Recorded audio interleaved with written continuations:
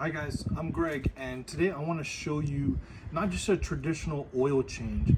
We're going to be working on a Lexus RX350, right? So it's a 2022 model, but as many of you know, a lot of the engines are similar for older Lexus RX350s, the V6.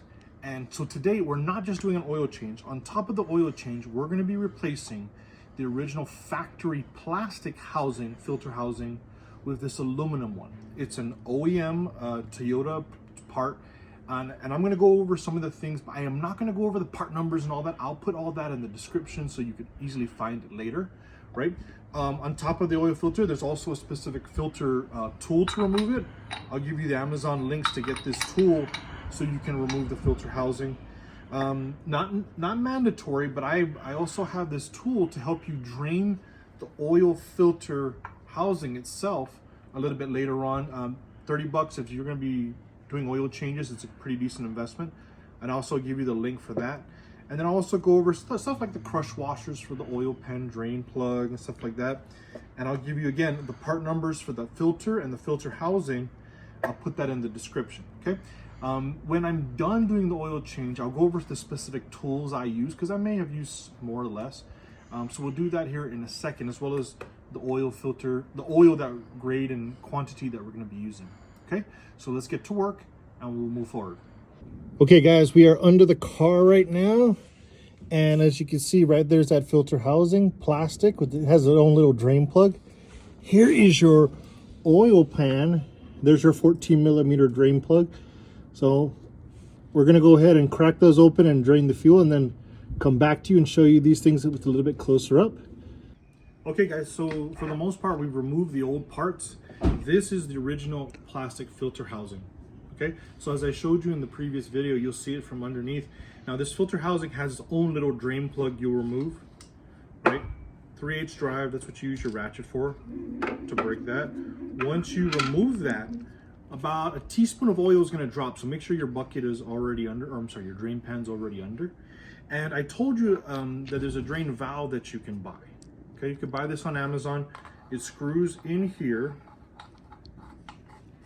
like this, and then you'll adjust this portion down here once it locks in to slowly drain about a cup of oil left in here. Okay, if you don't want to buy this, again, it's not mandatory. Most brand new filters will come with this little plastic feature. So if you're careful and you hold it, you just put it right there, shove it up in there, and then it should drain the fluid out.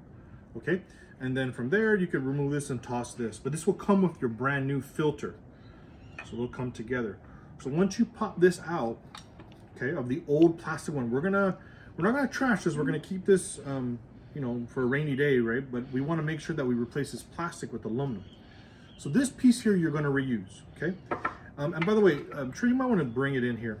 So guys, these are the two filters. As you can see, they are identical. The only difference, right, is one is made out of plastic composite and one of them is aluminum. Okay, so for the new one, right, we'll do this. Matter of fact, let's just go ahead and do it now.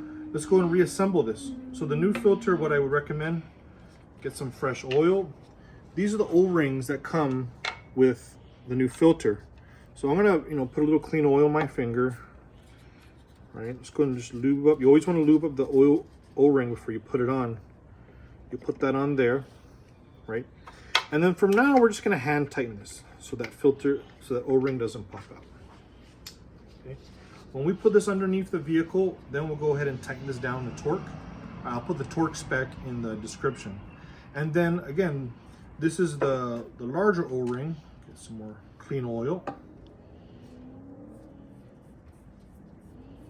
And we want to make sure we put it in the specific ringland. So Trey, might bring that in a little bit here. So again, there's a lot of stuff going on here. We want to make sure we put in the proper one. Make sure it's seating properly. Put a little bit of oil on it. Matter of fact, you know guys, I even like to put a little oil on these threads just so as we're depressing them in the vehicle, a little bit more so it slides in easy. So we have our new O-ring on, we have our new cap on. Again, this is hand tight.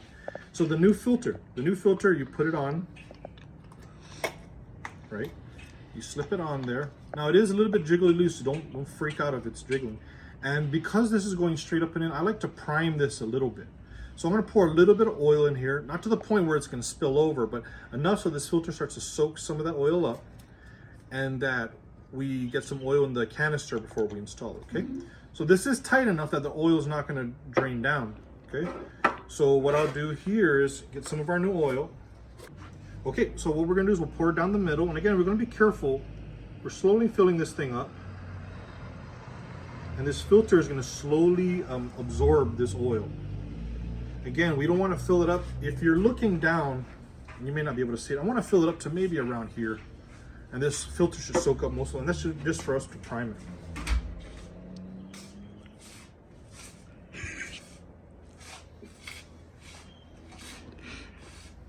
Okay, so we're pouring slowly, and it's absorbing slowly. Again, I want to keep it about up to there, and this is sufficiently primed.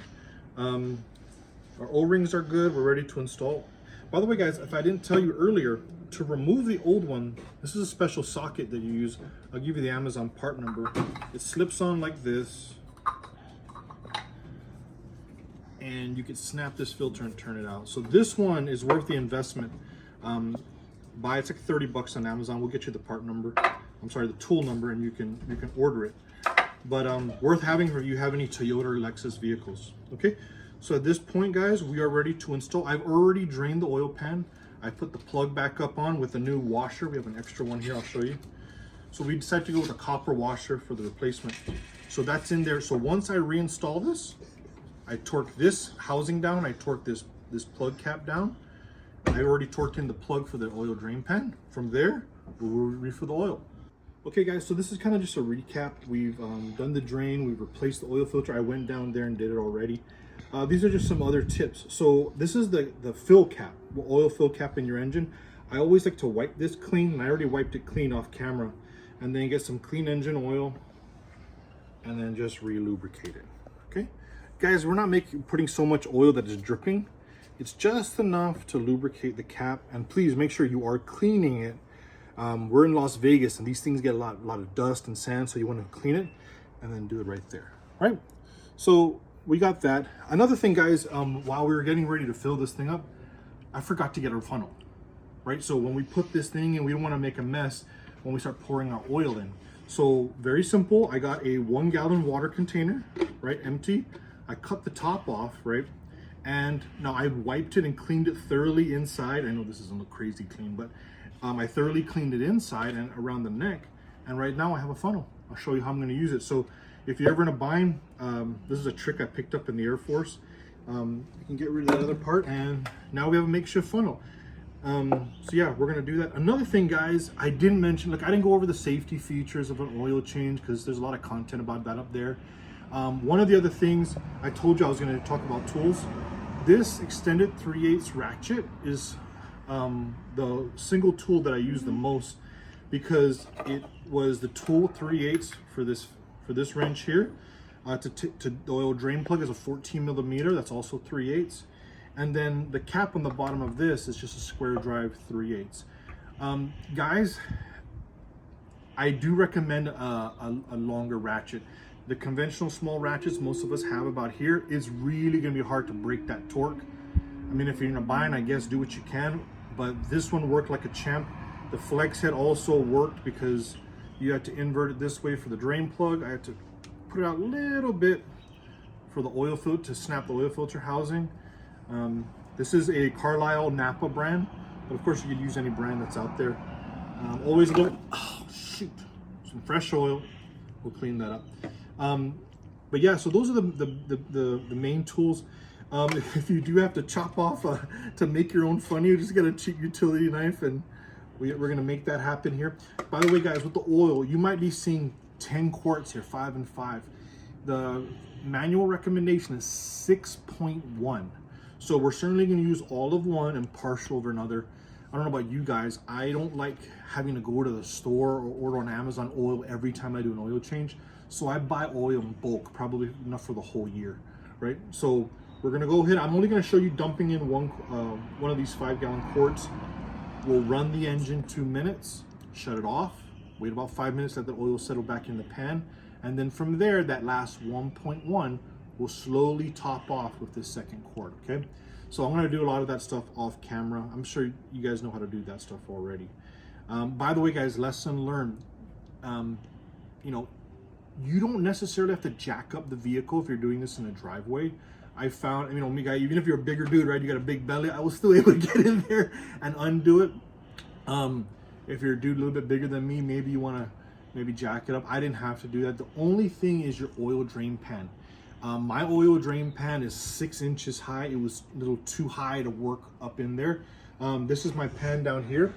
So I am probably going to get a shorter but wider pan.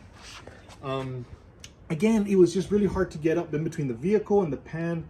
So I would recommend a little bit shallower oil drain pan. So that's a lesson learned. And with that said, guys, we're going to go ahead and let's go ahead and fill up some oil. All right, guys, this is our oil drain. This is our little, has a little handhold here too, right? Our little funnel. And we're going to slowly pour it in. The whole 5 quarts. Just kind of a reiteration. This engine should take 6.1. So we're going to go ahead and fill it up with 5, close it up, start the vehicle, run it for a couple minutes, let that oil cycle through. We're going to shut it off, let the oil now drain back down to the pan. And then from that last 1.1 quarts, we're going to slowly top it off. You guys that do oil changes all the time, you know that last quart is very sensitive. There's a fine line between getting to full and overfilling. So we want to be careful with that last 1.1 quarts. So as you see, guys, we work like a champ. I usually have a rag with me, but we're going to be careful here and quickly jump up here. All right. Okay, guys, so I didn't show this on camera, but we did put the oil filler cap back on. That's sealed, and we have the car running now. I told you we're going to run it for a couple minutes. In the meantime, we're going to reset the oil maintenance light. So let's go and hit back. Now, guys, I don't do this all the time, so we're going to figure this thing out as we go along. Oil maintenance required. Now we're going to reset it. Vehicle settings. There we go. Oil maintenance. Oil reset data. Yes. That has been reset. Okay.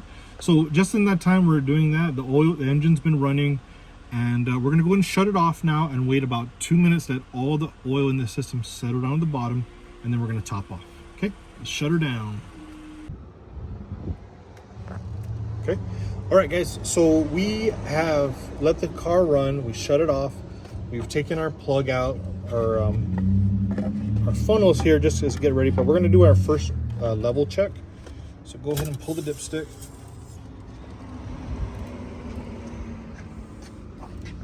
So as of right now, as you can see, we're actually only halfway. I don't know if you guys can see that.